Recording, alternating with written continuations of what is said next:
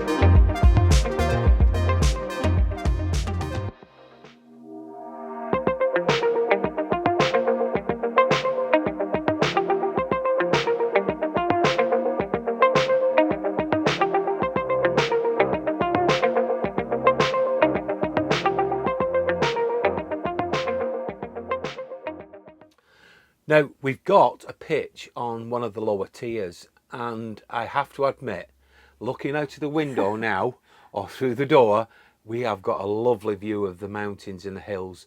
Have a look at this picture. Yep, that's what we can see. It's lovely, absolutely lovely. Now, the weather here is slightly cooler in the morning, but all the less, it's still quite warm now. It has, it's been quite pleasant. It's been pleasant. It has, it's been really good.